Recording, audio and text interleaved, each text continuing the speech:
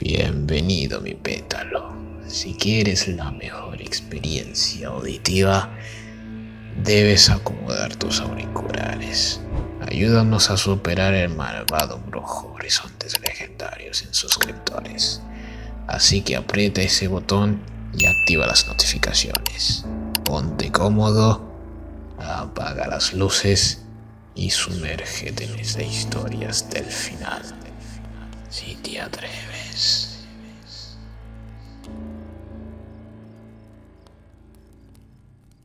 La macabra historia del rancho de la familia Hernández. No debería de estar escribiendo esto. Mi psiquiatra dice que necesito dejarlo ir. Pero después de lo que encontramos en ese rancho, hay cosas que la gente necesita saber. Soy investigador paranormal, aunque prefiero el término documentalista de lo inexplicable. He visto suficiente mierda en mi vida como para saber que hay cosas que la ciencia no puede explicar. Pero nada, absolutamente nada me preparó para lo que encontramos en el rancho de los Hernández. Todo comenzó cuando recibí un mensaje de Sergio, mi contacto en Veracruz. Tienes que ver esto, decía, junto con unas coordenadas y fotos borrosas de lo que parecían ser símbolos tallados en árboles. La ubicación marcaba un punto en medio de la nada, cerca de un pueblo llamado Los Naranjos. Vaya nombre. Creo que llegué al pueblo un martes por la tarde. El ambiente era denso, como si el aire mismo estuviera cargado de secretos. Los locales se persignaban cuando mencionaba el apellido de los Hernández. Y una anciana, y estoy seguro que no me lo vas a creer, esa vieja incluso me escupió cuando pregunté por el rancho. Sí. Don Ramiro, el dueño de la única cantina del pueblo, fue el único que se atrevió a hablar. Los Hernández llegaron hace 40 años, me dijo mientras limpiaba un vaso con un trapo sucio. Al principio parecían normales. Tenían ganado, cultivaban maíz, pero luego empezaron los rumores. Según don Ramiro, la cosa empezó cuando el ganado de los ranchos vecinos comenzó a aparecer muerto. No era una muerte normal, los animales estaban completamente desangrados, con símbolos extraños marcados en fuego a sus pieles. Y luego estaban los niños, agregó en voz baja, los que decían ver luces en el cielo arriba del rancho. Y después no recordaban nada por días. Me junté con Sergio y otros 2 exploradores, Ana y una fotógrafa especializada en lugares abandonados, y Marco, un ex militar que ahora trabajaba en seguridad privada.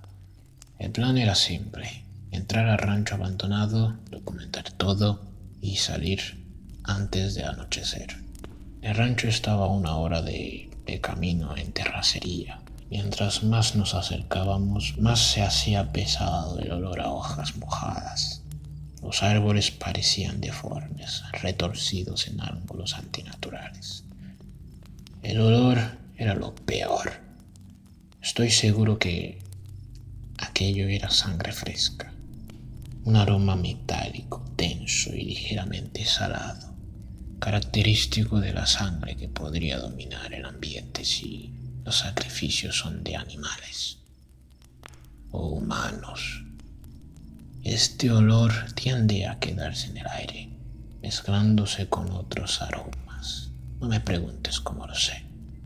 La casa principal era una estructura de 2 pisos cuya madera crujía como si respirara, exhalando un escalofriante susurro bajo el sol agonizante de la tarde. Muy poético, ¿verdad? Pues esa es la mejor manera de maquillar un lugar tan espantoso. Las ventanas estaban tapadas con periódicos amarillentos y en el porche había docenas de botellas de vidrio colgados con hilos negros. Cada botella contenía algo diferente: huesos pequeños, dientes, todo en la entrada de la casa. Había más botellas, pero con ojos preservados en algún líquido turbio. «Miren esto», llamó Ana, apuntando a las paredes. Había símbolos tallados en la madera, pero no eran los típicos garabatos que encuentras en lugares abandonados. Estos eran diferentes. Un líquido viscoso brotaba de las extremidades del símbolo. Pasé el dedo por curiosidad y tenía un horrendo olor, como si fuese mierda del acantilado con basura mojada, conservada durante años. Y creo que se me quedó el olor hasta el final.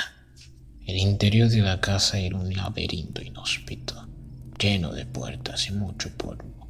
El proyecto arquitectónico escalofriante que jamás había visto. En una recámara encontramos docenas de cuadernos escritos en una mezcla de español y algo más antiguo.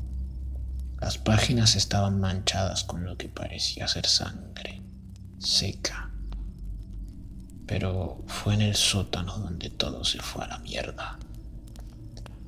La entrada estaba oculta bajo una alfombrilla en la cocina. Los escalones de madera crujían bajo nuestro peso y el aire se volvió tan denso que era difícil respirar. El sótano era enorme, mucho más grande de lo que debería ser posible, según las dimensiones de la casa. En el centro había un círculo, con huesos humanos, alrededor dispuestas en un patrón específico.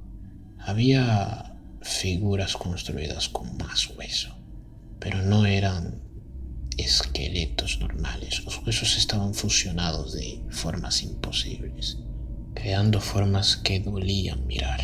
«Esto no puede ser real», murmuró Marco, su voz temblando. Las paredes estaban cubiertas de fotografías. Eran instantáneos de rituales, cientos de ellas. En algunos se podían ver personas desfiguradas con máscaras de hueso realizando cosas muy feas de decir. Fue entonces cuando encontramos las grabaciones. Las cintas de caseta eran viejas, cubiertas de polvo, con etiquetas escritas a mano que marcaban fechas viejas. Ana, con una curiosidad, no quiso irse sin escuchar al menos una. Cuando pulsó play, el sonido que emergió de la grabadora no era música, ni siquiera palabras que un oído humano pudiera procesar sin escalofríos. Eran voces, decenas, quizás cientos, entonando algo que parecía una oración, pero en un idioma que no solo desconocía, sino que dolía escuchar, como si cada palabra afilada arañara las paredes de mi mente. Era un canto desquiciado que desgarraba mis tímpanos, y entonces lo escuché bajo el coro de voces. Como un eco grotesco, surgieron otros ruidos, como si fueran martillazos contra algo, pero también llantos. No eran naturales, eran húmedos, viscosos, como carne siendo desgarrada y huesos crujiendo. Sentí como algo más profundo que el miedo se enraizaba en mi pecho. Y no era un sonido grabado. Eso estaba ocurriendo en algún lugar cercano. Y desde ese momento yo ya quería irme. Pero todo empeoró cuando Marco iluminó el techo con su linterna. Y sentí gotas cayendo en mi cabeza, una por una. Tac, tac, tac, tac. Había algo escrito con lo que parecía ser sangre fresca. «Váyanse de aquí». La sangre empezó a gotear y cuando la luz alcanzó los rincones del sótano, vimos que las figuras de hueso se habían esfumado y una niña estaba parada mirándonos. Su cuerpo estaba torcido y su cuello también. Lo que pasó después fue muy confuso.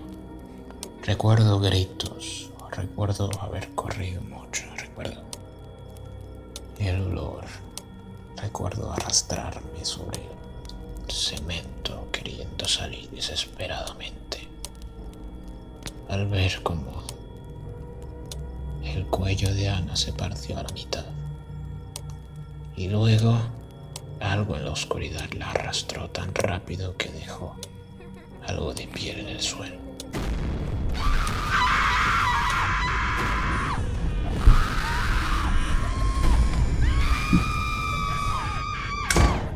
Solo Sergio y yo logramos salir.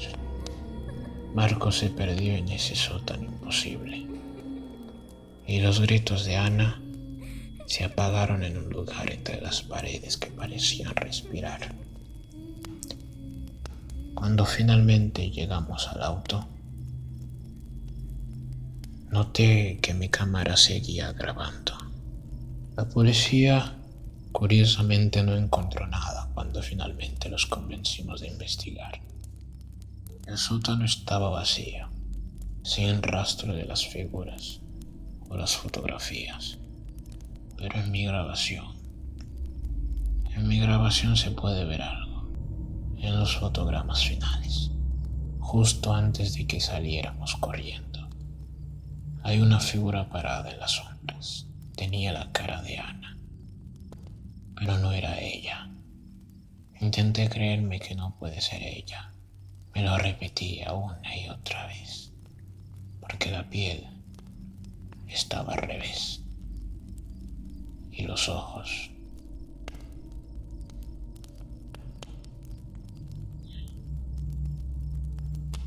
sus ojos. Sergio se suicidó 2 semanas después. Lo encontraron en su departamento, rodeado de papeles con los mismos símbolos que vimos en el rancho. En las paredes había escrito una sola palabra, repetidamente, cientos de veces. Volverá. Volverá. Volverá. Una y otra vez. Las paredes estaban llenas. He intentado olvidar, pero cada noche sueño con ese sótano. A veces me miro al espejo, veo un cuerpo ajeno moviéndose bajo mi piel, y lo peor es que empiezo a verla en mis sueños. Sueño con ella cada noche. La familia Hernández no desapareció. Se transformaron en algo más. Creo que, de alguna manera, nos estaban esperando, porque desde esa noche siento algo moviéndose dentro de mis huesos, reacomodándolos.